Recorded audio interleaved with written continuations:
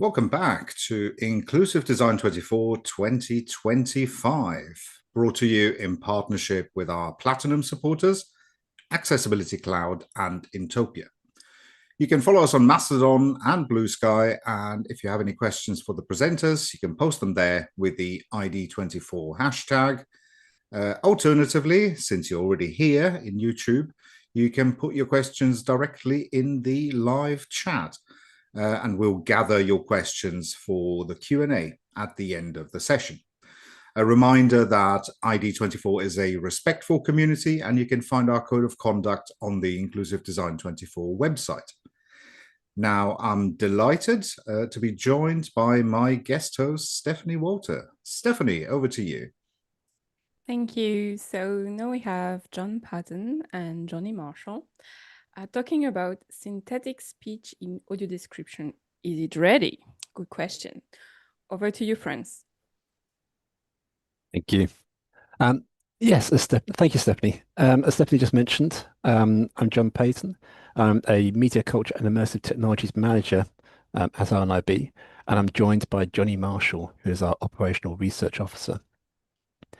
Our team is the Media Culture and Immersive Technologies team, and we look at the accessibility of television, video on demand, cinema, theatre, museums, and now gaming. So quite a broad remit around media and culture.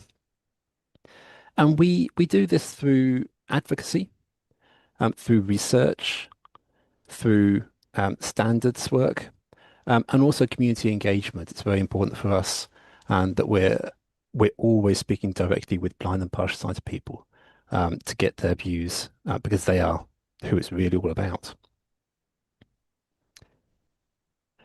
So today we're going to be talking to you about a piece of research we did on synthetic speech for audio description. And in doing this, we wanted to evaluate the quality of the synthetic voices, their suitability for audio description, their impact on viewer experiences. And we are helped in this with advice from the University of South and the BBC. And we do research into the acceptability of synthetic speech for audio description every now and then, because we know that it's improving all the time. And we want to be there for that break even point, where it's good enough for audio description. But we did something a little bit differently with it this time around. And it's important to note that this in this piece of research, we look at just the voicing of audio description, not the scripting. So all of the scripts that we used were created by a human audio describer. So why are we researching this? Well, we know that text-to-speech is already being used out in the wild by some companies for producing audio description. And there's good reason for this. It does have some potential benefits. So we know that in with audio description, often it has to be redone if the content is moving to a different platform, if there are ad breaks in different places, if it is if it's moved to a different platform, if there's adverts in different places, or if it needs to be recut for to go between before watershed or something like that. We know that audio description needs to be completely recreated at the moment.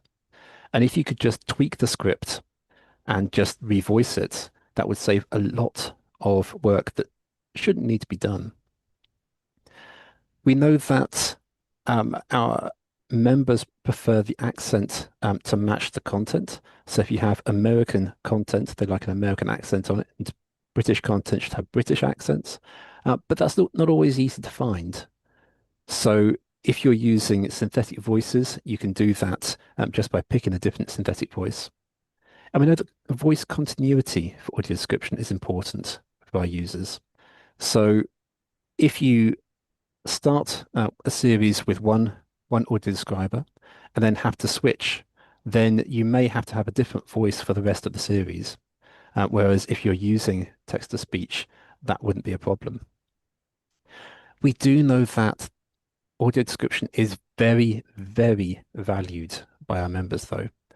And so any discussion of using a technique which might reduce quality, it really worries some people for good reason, because they don't want to see any dip in quality. This is how they access content. So we want to be able to shape um, any work into using text-to-speech or description. We want to be able to steer it, and if absolutely necessary, we want to be able to try and veto it to say, no, this isn't ready. But it's not enough just to say it's not ready. We need to know, why isn't it? What is it missing? What is it lacking? And when will it be ready? What do we need to fix before our members deem it's good enough? So for the methodology for this study, um, it was broken down into two parts. We had a quantitative part and a qualitative part. So the quantitative phase was an online survey. We had 37 responses, and we used something called a mean opinion score to assess people's enjoyment of your description clips. I'll go into what that is in a moment. We also wanted to find out a little bit about how people used audio description and how they felt towards synthetic speech. So we also asked about those. And one important thing is we wanted to get an objective measure of whether people liked the voice, but as opposed to whether they felt synthetic speech was a problem. So we didn't tell people the voices were synthetic until after they'd given us all their feedback. So we also had a qualitative phase, and that had 7 participants. And we played them all 6 clips, followed by a discussion. So we explored values, preferences, and reactions to audio description and synthetic speech then. And again, people weren't told that the voices were synthetic until after they'd viewed all the clips and given us their feedback. So mean opinion score. This is something that's been used a lot by researchers. We used a modified version of the MOS-X2. Now, the MOS-X2 was designed to find out how people felt about synthetic speech. And people were asked to rate a clip across 4 categories. Intelligibility, how clearly is the speech understood? Naturalness, does it sound human-like and fluid? Prosody, how well does it handle rhythm, stress, and intonation? And social impression, is it appropriate, relatable, and engaging? And people are asked to give a score from 0 to 10 for each of those, which added up to a potential score of 40. We then multiply that to get a score out of 100, map it against a curved grading scale, and that gave us a grade from F to A+ human-like. As I mentioned, the MOS-X2 was designed to test synthetic speech. And so we had to modify it a little bit to align it with audio description and not give the game away that these voices were synthetic. But we modified it as little as possible because we want to be able to use these results and compare them against other research and other measures. Sorry. The content we use, we wanted to go across a range of genres because we know that people have different audio description needs for different genres. So we had 6 different genres. We had entertainment, game show, sports, drama, documentary, and factual reality TV. And we got clips donated by the BBC, ITV, and Warner Brothers Discovery for this project very kindly. And the clips we had were Strictly Come Dancing for the entertainment, I'm a Celebrity, Get Me Out of Here for the game show. For the sports, we've got a rugby match. For drama, we got Riches. And this is a show about a beauty industry owned by a black businessman. And this gave us a chance to match the accent of the audio description to that of the main character, which we judged to be South African accent. For the documentary, we had Living Next Door to Putin. And for the virtual reality TV, we had DIY SOS. For any research we're doing, a very important demographic for us to find out about is people's level of sight loss. So we asked, are you registered blind or partially sighted, or are you not registered? And the majority of the people who responded to the survey were blind. So 27 were registered blind. 3 were registered partially sighted. 2 were visually impaired, but they're not registered. And 5 had no sight loss at all. So this kind of tallies with what we'd expect to be the target audience for audio description. But it does mean that we are getting a lot of people who are blind, so it's very much dominated by that perspective. We also asked how often people used audio description. And again, we got a lot of fairly heavy use. So we got 19 participants who used audio description daily. 9 said they used it weekly. 6 said they used audio description less often. Nobody said they never used audio description, which was good. And 3 chose other. 2 of those identified they were audio describers themselves, and 1 said they had an academic interest in it. So they used audio description occasionally for TV, audiobooks, podcasts, or live events. We also asked whether people always switched audio description on. 26 said yes, and 5 said no. And we asked the opposite as well. We asked how often do participants turn off audio description. And 21 said never. 6 said they rarely turned it off. 6 occasionally, and 3 said frequently.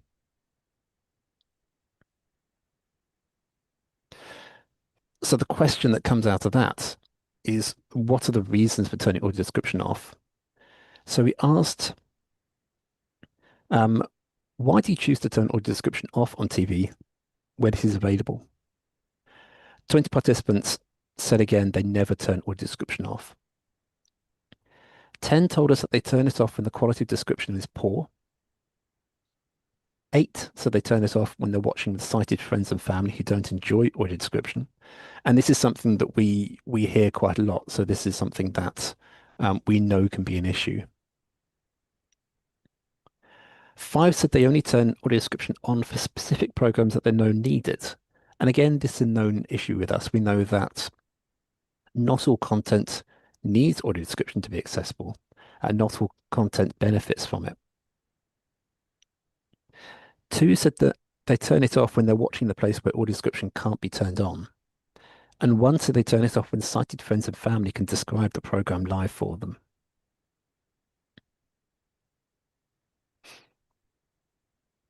So we also want to find out how people felt about synthetic speech in general.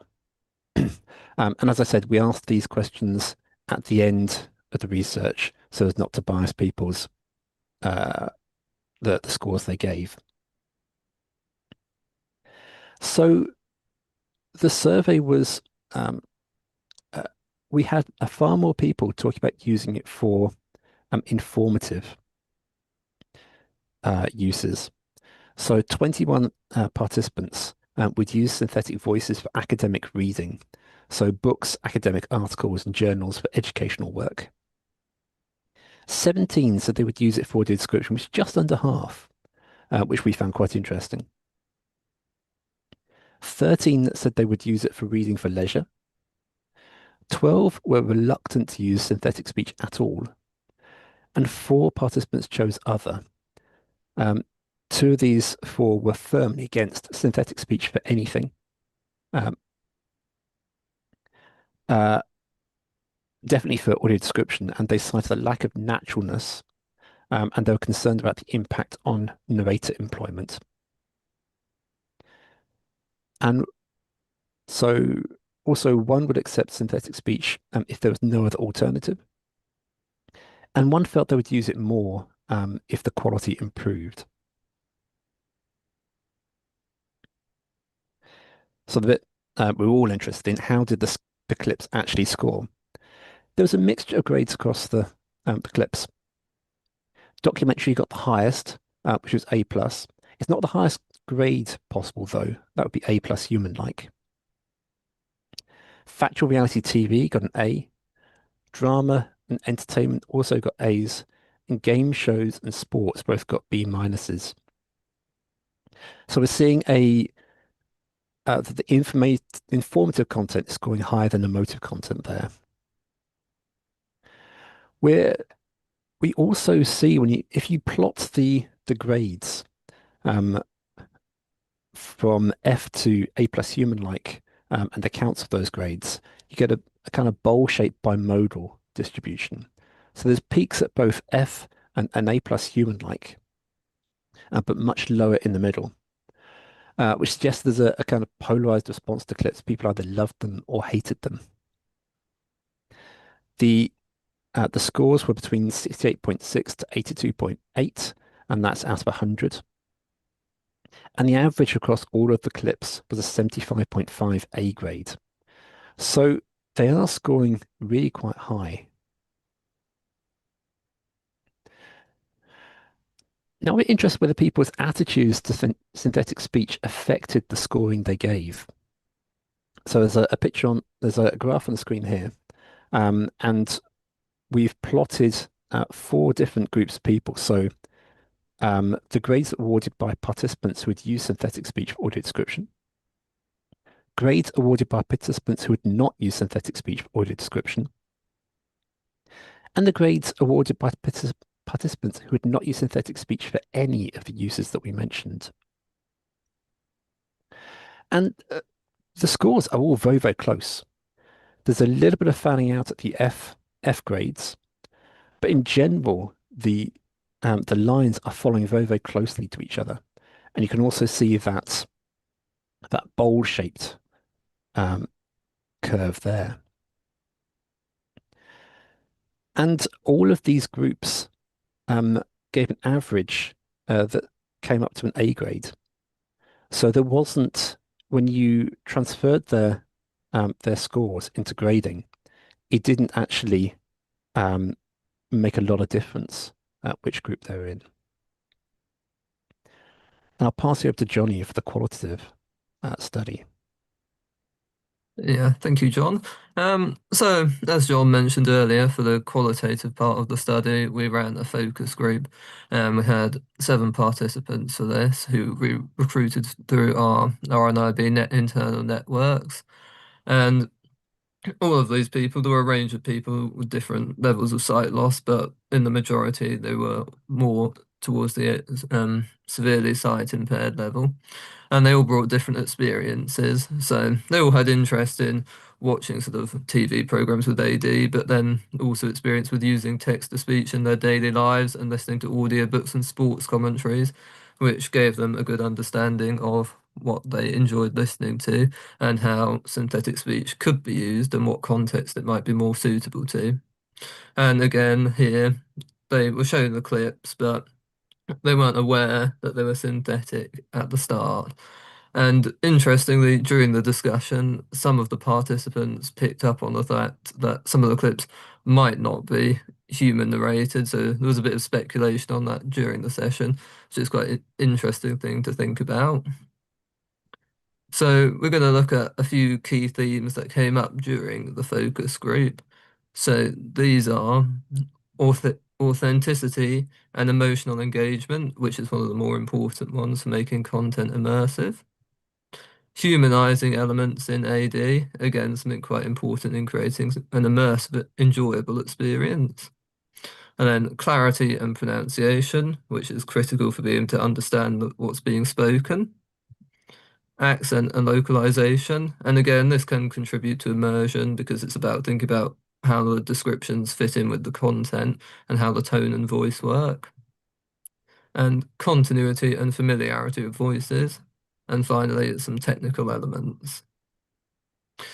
So to think about the first one, authenticity and emotional engagement. So our users highlighted that they wanted emotional engagement that was authentic, content sensitive, So someone said that they wanted someone who would be passionate about what they were watching, as that really helped to come through in the content, and it would make them feel like that they were more involved in the content. So from the clips, participants noted that the voices often felt short in conveying the authentic content and emotions required to make it immersive, and what they would expect from typical AD for dramas and sport. So they felt that it didn't really immerse them in the content how a human describer would be. There wasn't the same emotion, it wasn't the same tone, and it wasn't really generating the same level of enjoyment from that. And I think one of the things that was highlighted was the delivery, and this was particularly highlighted in the rugby clip that was shown. And one of the participants noted that it just didn't make it as enjoyable. The commentator normally has excitement in their voice, and that in some ways it would be better just to have had the audio description removed and just have one commentator doing it. But that was their general thoughts of that because it sounded disconnected and diminished the intensity. So the next thing we're going to look at is the humanizing elements of audio description, which again is very critical for making something immersive and enjoyable. So people want genuine reactions to on-screen events. And one example that was given for this was a human describer who does the Avengers and lots of the Marvel films. And one of the participants noticed how involved they get in the audio description, and it makes them feel part of the show and brings the action to life. And they really enjoyed listening to that, and it made a much better experience for them. So overall, there was a preference for humanized AD as participants appreciated when a narrator expressed genuine emotion in their commentary or descriptions. And they also highlighted that in real life contexts, or I guess it could be in live AD now, that kind of unexpected events can really bring something to life. So the audio describer gets involved in describing that and adds excitement to it. And this is something that synthetic voices struggle to replicate. So we're now going to talk about clarity and pronunciation, which again is key for being able to understand what's being said within the descriptions. So within the feedback, there was mixed reviews about the clarity. So one participant said they could understand 98 to 99% of it, they could understand. But there were a few points where there were overlaps and commentators, so that took away from the experience provided by the synthetic voice. And also there was monotonous voices used, so that's something that comes out from synthetic voices because sometimes they don't know where to put breaks in the content, and that was particularly noticed by participants in the Strictly Come Dancing clip. And these elements detracted from the overall quality being provided by the synthetic speech. And next we're going to be talking about accents and localization. So again, this feeds into making the content more immersive and being able to feel part of the show, which is important for creating an enjoyable experience. So within this, having matching accents or matching voices can increase immersion within the content. So within one of them, we had a South African clip. And one of our participants said that the voice used in this helped him to feel more immersed in the content because it matched the voices he was used to hearing from his childhood, because that's where he was from. And that really helped him feel more and gain more enjoyment from the content. And another participant highlighted a show that they'd been watching called Slow Horses on Apple, which is a thoroughly British show, but it had an American audio describer, and they kind of felt that that detracted from the overall enjoyment of the show because it felt a bit detached, and that if a British audio describer had been used, it could have matched the kind of tongue-in-cheek nature of the show, and that would have made it more enjoyable and more immersive. So participants felt that they quite enjoyed it when the AD tries to at least match the accents or tones or content of the program, so that makes it more enjoyable for people. And they also thought that contextually appropriate accents were better, and there was a consensus that accents that match the program contributes to the authenticity of the show, which is important depending on the context of the program, if that's something important. And they also felt that it created an immersive experience that was particularly effective in drama, where you want to feel connected to the sort of characters within that.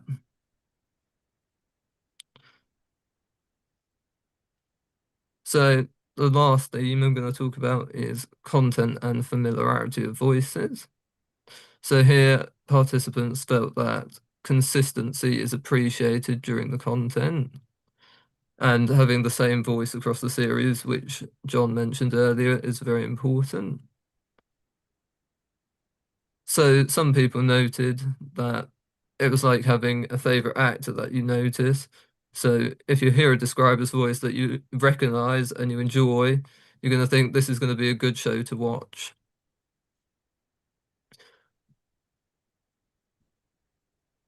And they noticed that this contributed to enjoyment and comfort when watching programs, and they drew parallels to audiobooks. So they likened the commentary from an audio describer to hearing from their favorite audiobook narrator, and that added a level of enjoyment to their listening. And we've got one final theme, which is technical elements. So here there was synthetic voices sometimes clash with the dialogue, which wasn't particularly enjoyable for participants. The speed of the voice can sometimes be inconsistent when using synthetic speech. So during the rugby commentary, the synthetic speech voice was too slow in parts. And then with the Strictly clip, it started off at a steady pace and then it would speed up and up as it tried to cram more in. And that can make people feel a bit jarred and disconnected from the content they're listening to. So timing and synchronization emerged as significant issues with synthetic voices, particularly in fast-paced content such as sport. So participants noticed that the synthetic voice sometimes failed to match the rhythm of the content, which is critical to an enjoyable viewing experience. So thinking about a good audio mix was important for our participants, for them to be able to hear the audio descriptions clearly, as without that, it defeats the point of including them. And I'm going to pass you back to John, who's going to provide some concluding remarks. Thank you, Jonny. So this for us is a really, really interesting piece of research to do. One of the interesting things we found was that participants did struggle to tell which voice is synthetic. As Jonny mentioned there, in the actual focus group, there's a lot of discussion about, well, I think this one might be, I think that one might be, which is something we didn't expect, or at least I didn't expect. We found the things that our participants valued were authenticity, appropriate emotion, humanizing elements, localization, and that's things like accents and terminology, and continuity, having the same voice across the series. Now, two of those are things that synthetic voices, that's their strengths. So localization and continuity are things they can really help with. But the other three, authenticity, appropriate emotion, and humanizing elements, are ones that currently synthetic voices would really, really struggle to provide. So it's a bit of a kind of mixed picture. We're finding that although people can't tell the voices are synthetic, the things they value are things that are going to be missing from using text-to-speech. So at the beginning, we mentioned wanting to know what needs to be fixed in order to be able to use synthetic speech in audio description. So how do we bridge that gap? What would a future in which synthetic voices were used on audio description look like? Well, we feel that we would need to establish minimum quality standards for that to be appropriate. And the things that we would need to measure would be emotional and tonal adaptability.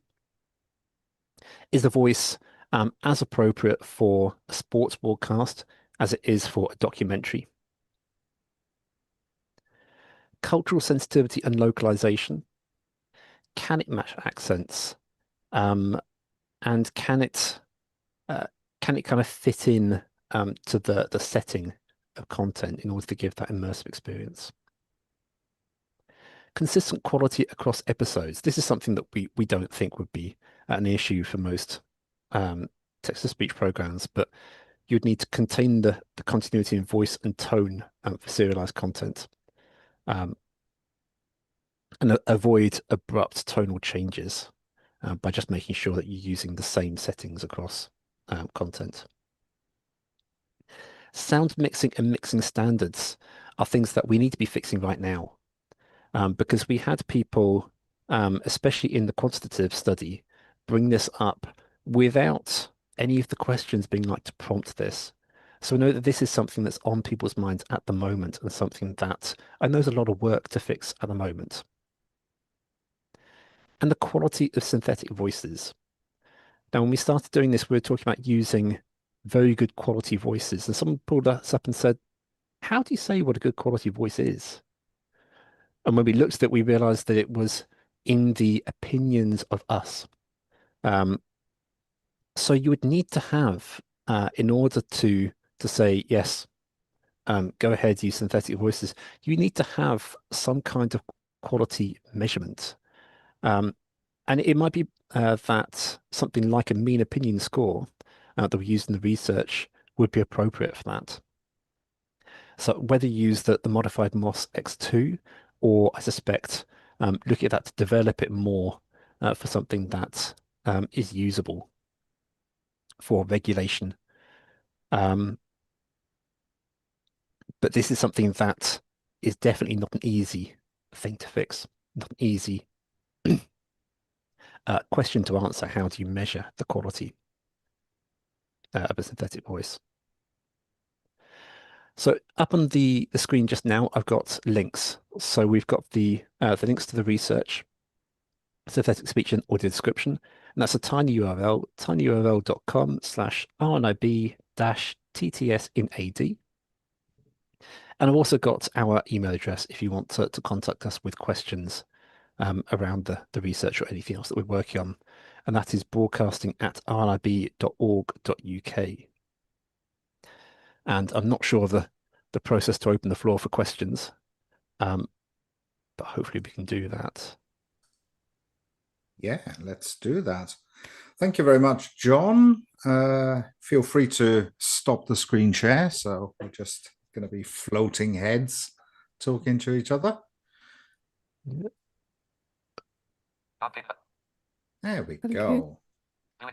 Yeah, great presentation. Lots of really interesting data points. It was quite exciting. I mean, for my own part, my own kind of exposure to automatic voices, like probably many people, are those really annoying bog standard TikTok style kind of voices, and you always recognize them mainly because it's always the same three or whatever, and they have that really unnatural intonation. When you hear it once, you can never unhear it. It's that sort of thing.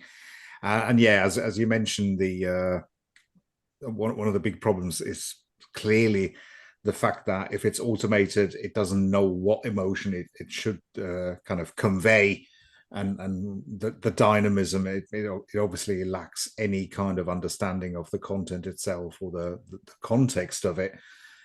So I'm wondering, do you think that's ever gonna be something that can be addressed, or would it be something that there might need to be somebody just kind of giving kind of live prompts to the system in terms of just adding an extra bit of I don't know, like markup to say, right, this part here needs to be done in this particular intonation. I think it's a very interesting question. It's one that I've been thinking about myself. I think for some content like sports, it might be you might be able to work that out programmatically. So if you have the words he's going for goal, he passes, he shoots, he scores, you know that's going to need to be a lot of excitement.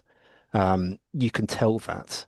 So I think in some genres, definitely sports, you should be able to pick a lot of that appropriate emotional content out. But in terms of drama and things like that, I don't know. And I think that's one of the things, because also at the moment we don't really have a way to signal to synthetic speech. Yes, that this bit should be you should be excited here, you should be quiet here. So I think it's something that the whole of the kind of synthetic speech software and that whole industry is going to need to look towards either picking out appropriate emotional content or having a good way to mark up text. Excellent.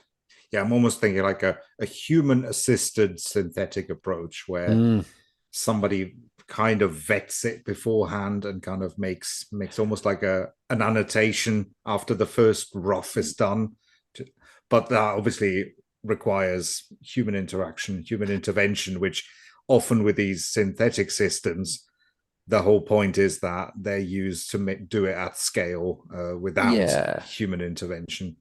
I think it's like any of these kind of automated things, you don't automate everything all at once. You start off and assist. My normal kind of analogy is the self-driving cars. We still don't properly have self-driving cars, but we've got cars that have steering control, brake assist. They can park themselves. They can do so much. And I think that's how any of these things will come in. So like I said, we're just looking at the voicing of audio description at the moment. There's a separate project looking at kind of whether AI can script audio description. But that's obviously kind of further in the future. And if you're already having someone writing those scripts, like you say, there could be someone adding in the emotional markup there. Oh, excellent. Stephanie, have we got any questions, or have you got any questions of your own? I have on my own. I'll start with Adrian's question. He was asking, do you have thought on synthetic audio description for web content? Apparently in Safari, there's a flag that you could enable. And so is it any less offensive on the web content? So web content's a funny one, because you're not likely to get much regulations that's going to push for this. It's a lot harder to say, yes, you must add audio description if it's someone producing their own content on maybe a mobile phone and that. So we're we're quite kind of, I wouldn't say allowing, because it's not for us to allow, but in terms of homemade content, user-generated content, we understand that things like synthetic speech are going to be used, and I think it's a lot more leniency from blind and partially sighted people on that sort of thing. Mm-hmm. And the study was conducted in English. And my question is more about other languages, because I live in Luxembourg and I know there's been initiatives, for instance, on a lot of things around automatic transcription and stuff, but the data set is not here because not a lot of people speak Luxembourgish, and there's a lot of languages like that. So my question is do you have experience with other languages? Because if you're saying it's falling apart or it's not perfect with an English data set, I cannot imagine how it's going to be for languages where you have less data set to train the model behind the scene or something like that. What's your take on this? Oh, I've heard voices from other languages, but English is the only language that I could really say I'm fluent in. So I can't assess the quality of other languages. I understand some of the best synthetic voices are still very good in other languages. Um, but yeah, I can only assess the English, I'm afraid. Do we have time for one more question? Oh yeah, plenty of time. Yeah. I'm wondering about personalization then, in terms of user acceptance. I don't know if there's been studies around that. But like I know that, for instance, if you're using a screen reader, you can choose different voices on your computer. Like on Mac, there's like many of them depending on the language. And then you can also tweak the, how can I say, like how fast it goes and all of that. So do you think personalization would play a role into acceptance, for instance, in this? Possibly. Um, so the So the audio description, generally the voice is already created by the time it's broadcast out. So for kind of TV broadcast content in the UK, you've got two ways. One is that the audio description is kind of integrated into the main audio. That's broadcast mix, and the other is that it's sent separately to the main audio in receiver mix. Now you could have a system whereby it is sent via a time text markup language. So basically a subtitle file Mm. that is sent and then is voiced at the other end. It's not something we've looked at too heavily because it's not very easy to do in a broadcast setting. You could maybe do it in a video on demand setting. Um, uh, but it's a very interesting question whether if people could choose the voice that they had, it would work better. There is definitely some question. We had a symposium last week in which somebody asked about speeding up voices. Um, and yes, it's definitely an interesting idea, but again, it doesn't kind of fit into the way audio description is broadcast at the moment. So it's a potential thing to think about and test in the future. Okay, so what would be like the main technical improvement that would be required in order to make this like the acceptance, bring it higher so that people would be more happy about that then? Of synthetic speech, um, I think I think that appropriate emotion in there. We're finding that people are a lot more accepting of it in documentaries. So documentaries and informational content, because you're not expecting uh, a lot of kind of emotion there. Um, but some of the comments that we've had around this research have been that people are listening to synthetic voices all day for work. So if you're blind or partially sighted and you're using a screen reader, you've got a synthetic voice all day. Um, and they don't want to use it for leisure. So when they sit down at the end of the day, they want to hear a human voice. And so really, the more natural humanity you can get into the voices, I think the more people will accept them. And I say natural humanity because you have that uncanny valley aspect. I think there was one of the big synthetic voices on one of the mobile phones tried to add in human things like you could hear little coughs and things, but it didn't work because because people knew it's synthetic voice, so there's a kind of what are you trying to do? You're trying to fool, kid me here, and B, I suspect because it's that uncanny valley, you can still tell this isn't a natural thing. This is something that's put in there. But yeah, if you could get that natural humanity into a voice, whatever that means, however you kind of describe that and build it in, I think that would definitely increase the acceptability.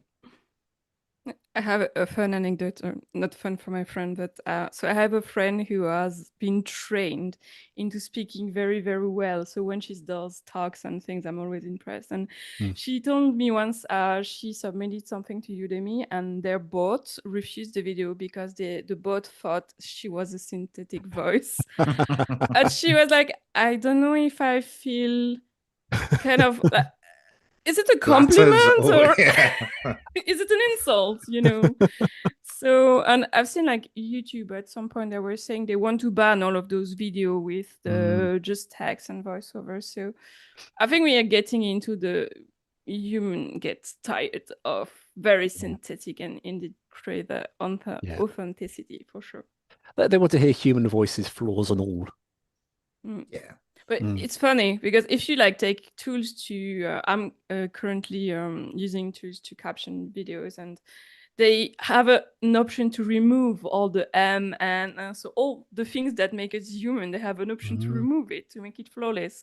So at some point, what is going to be the balance between I want to sound human, but also, kind of tricky to find the point. And I think we'll probably hear that a lot more with AI across all the ways we use it. Yeah, on that point with these tools that cut out what is perceived to be like bad audio, is like I remember a few months ago I commented online about I was watching a video that was really interesting. It was a music documentary about early bands, and I'm still not sure if it's an actual human or a really good synthetic voice, but it was far too perfect. There were no gaps. There were no like ums and ahs.